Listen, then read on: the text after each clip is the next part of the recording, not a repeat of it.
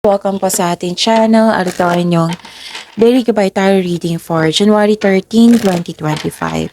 Please be reminded kung naka-resonate kayo, comment down. Kung hindi kayo naka-resonate, ibigay niyo po sa iba kasi channel reading po ito. This is for you, Scorpio, ngayong January 13, 2025.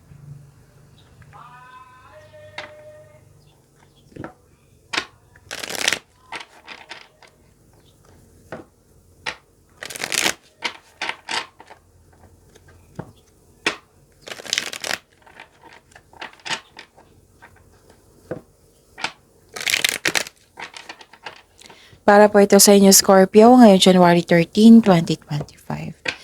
Maraming salamat po sa inyong patuloy na suporta at maraming salamat din po sa mga hindi nag-skip ng ads.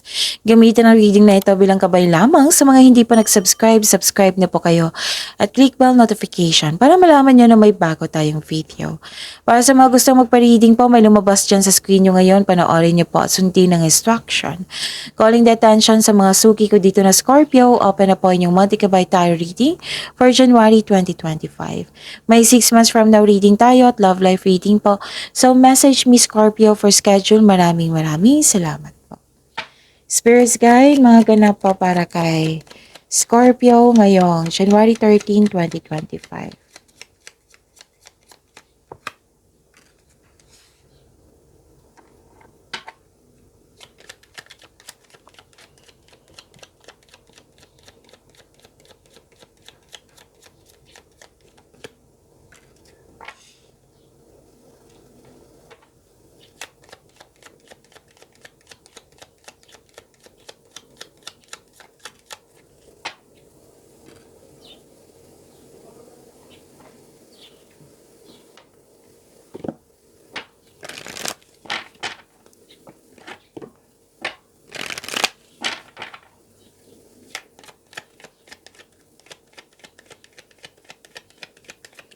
Spirits guide, mga mensahe pa para kay Scorpio ngayong January 13, 2025.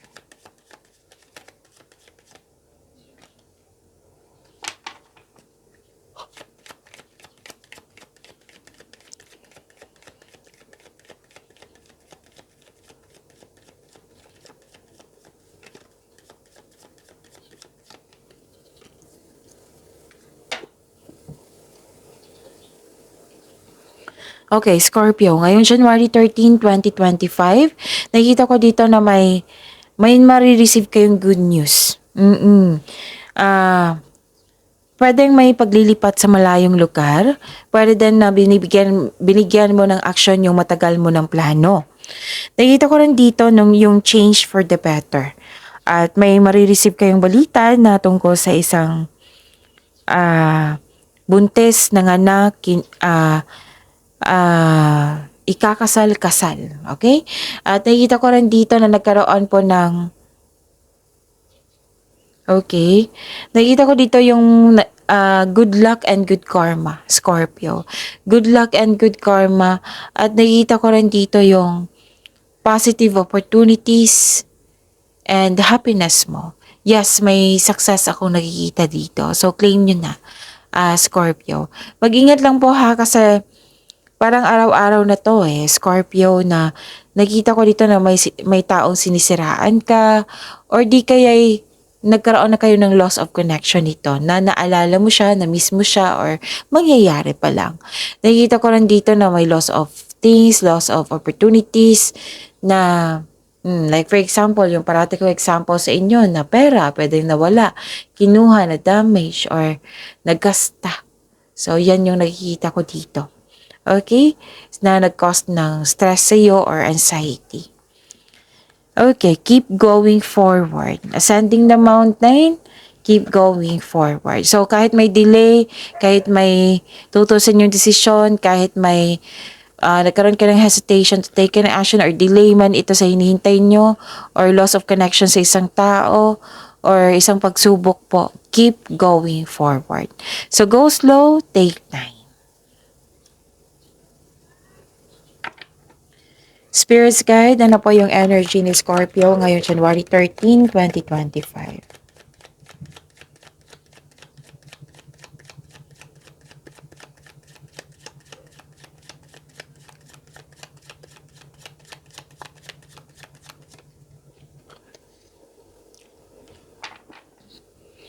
And the clarification of this card po.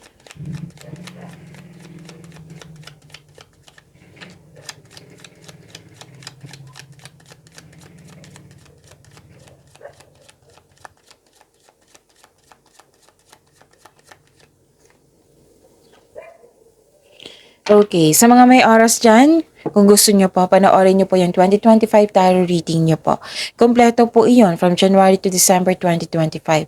Sa bawat buwan, may love reading, career, and money reading. Uploaded noong December 16, 2024. So, hanapin nyo po sa channel natin. Scroll down nyo lang po at panoorin nyo po. Meron din po kayong tatlong reading po, tatlong video regarding sa inyong January 2025. So, again, visit our channel. Scroll down nyo lang po. Panoorin nyo po kung gusto nyo po. Kung may narinig kayo, may nakita kayong repeating message, meaning to say, pinupush ng cards nyo yan, kasi ang ilan sa inyo hindi pa binigyan ng atensyon. Na kung maaari din po, bigyan nyo po ng solusyon at aksyon. Remember, Scorpio, at the end of the day, alam mo na ikaw lang taong may kakayahan at responsable na gumawa ng sarili mo katotohanan at kinabukasan. So, ano yung energy ni Scorpio? Nakita ko dito na nagkaroon po ng concern sa isang taong mayabang or sobra na. Yung sumusobra na siya. Okay? May nakita kasi ako ditong labis na pagmamalabis. May naging arrogante. Oo. So, concern mo ito or may isang tao na kailangan masunod yung gusto niya. Yung naging bossy, yan yung concern mo ngayon. Or hindi ka satisfied sa status mo ngayon or completion ng project mo. Yes, may dito completion ng project or completion ng mga ginagawa mo. So, this card also tells you na huwag masyadong gastahin kung ano man ang mga biyayang natanggap. Kung i-consider mo ang mga biyayang natanggap, celebrate it by expressing gratitude and generosity. Okay? And nakikita ko rin dito na nagkaroon po ng this is good. Wow, ang ganda. Nakita ko dito, you are moving on. You are moving forward. You are embarking on a healing journey. Ano to paglalakbay, pagpaalam, or posibleng may invitation na kailangan mong mag-move forward or kailangan mong gumalaw. What I meant is kailangan mong bigyan ng action kasi kailangan. So, pwede din relocation ito, may lakad kayo ngayon, or lipat bahay, lipat bahay or bakasyon. Okay, marami kang dalang hinanakit, naghahanap ka ng solusyon sa problema. So, be patient, papunta ka na sa paroroonan. You're walking away from toxic treatment, toxic person, toxic place. Mismo ikaw ay lumalayo para magkaroon ng healing. Pwede din nag-vacation leave kayo ngayon para makahinga. Para makapagpahinga. So, yun. Ang ganda. Spirits guide, career and money po ni Scorpio.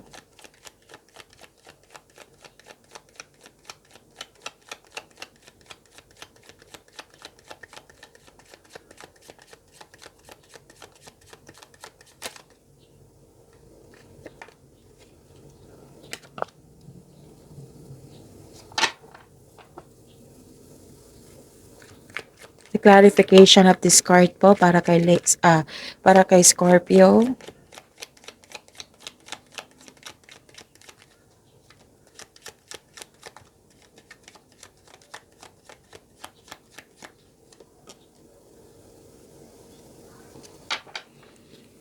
Okay. Nakita ko dito na nagkaroon po ng sadness. Pwedeng may naalala kayo na may naalala kayo na sa nakaraan regarding sa career and money mo, Scorpio. Okay? Pwede din may away na ganap. Okay? Kasi may nag-clarify siya dito sa oracle cards nyo, sa tarot cards nyo na may away na ganap or disconnection sa isang tao. Please know na pwedeng mangyayari ito ngayon or naalala nyo ito ngayon na nagbigay ito ng kalungkutan sa iyo. So, pwede din na hindi ka na komportable sa inyong mga ginagawa dyan. So, but you must process the loss and allow yourself na i-heal at mag-move forward kayo into a new direction. Okay? May dito dalawang card na po nagsabi dito na mag-move forward kayo, magkaroon ng transition, magkaroon ng transformation, magkaroon ng ending with new beginning. Okay?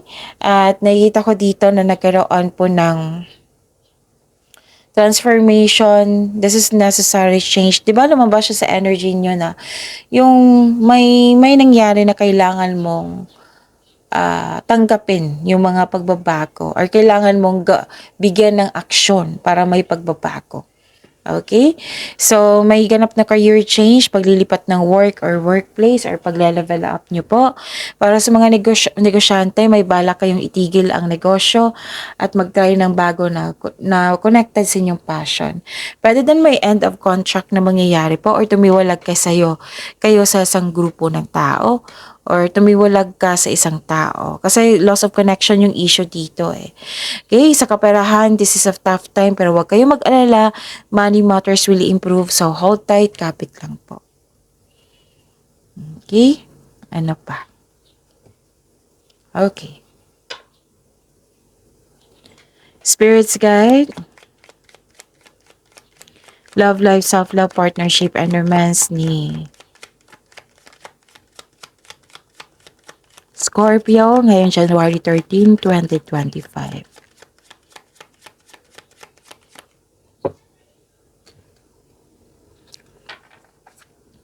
And the clarification of this card po.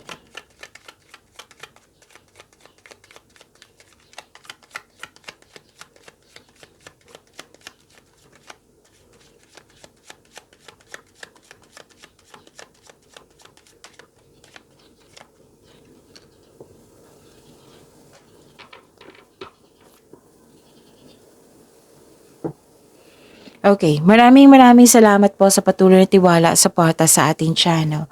At maraming salamat din po sa mga hindi nag-skip ng ads. Okay, may releasing dito, letting go of grudges. Actually, may gustong bumalik sa nakaraan. Pwedeng kayo ito or may literal na babalik sa inyo galing sa nakaraan. May nakita rin ako dito na mag-ingat kayo ha kasi baka iisa lang po ito eh. May nakita ako dito na isang tao na may gustong kunin sa'yo. May taong ayaw mag-give up dito. So this card tells you to release old grudges in order to move forward. May pagpatawad na mangyayari. And even if you do not speak directly to this person, you can set yourself free by forgiving someone in your own mind and heart para magkaroon po ng peace of mind po. So ang advice ng card dito, accept and forgive yourself. Okay? Ano pa?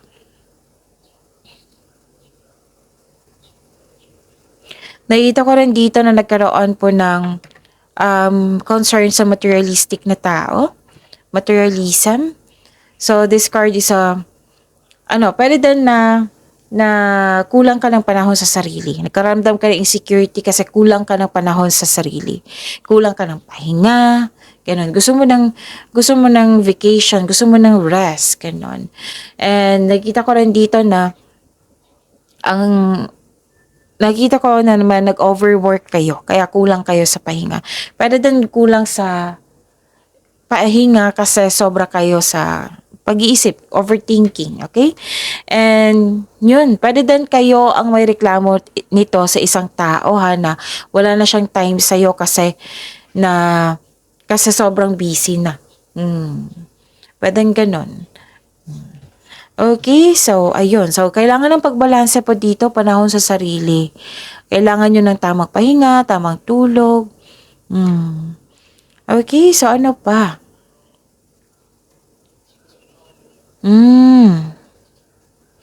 Nakikita ko dito na nagkaroon po ng I knew it. Nakikita ko dito na yung ilan sa inyo hindi nag-connect sa inyong intuition. So, connect kayo sa inyong intuition. Okay? Connect kayo sa inyong intuition kasi may mensahe po. Kung hindi nyo po alam kung paano mag-connect sa inyong intuition, i-search nyo po sa Google on how to connect to your intuition. Okay? Kasi maraming paraan yan. Stop overthinking. Stop overanalyzing. Kasi nakakapagod din yan eh. Hindi lang sa trabaho, nakakapagod ang palaging nag-iisip. Alam niyo naman na pag-over, diba, nakakasama na yan sa atin. So, magkaroon ng tiwala sa inyong sarili.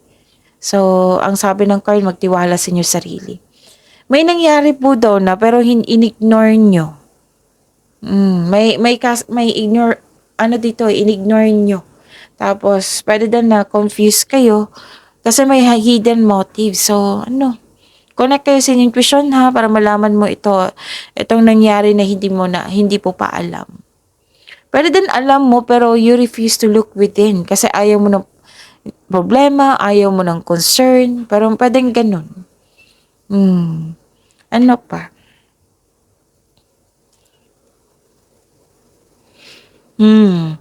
Ha? Yan yung concern talaga. Pinupush ng cards nyo dito ha. Scorpio, pinupush ng cards dito na pwedeng kayo ang naka-receive ng concern or kayo ang may concern sa isang tao. Yung walang masyadong time. Okay?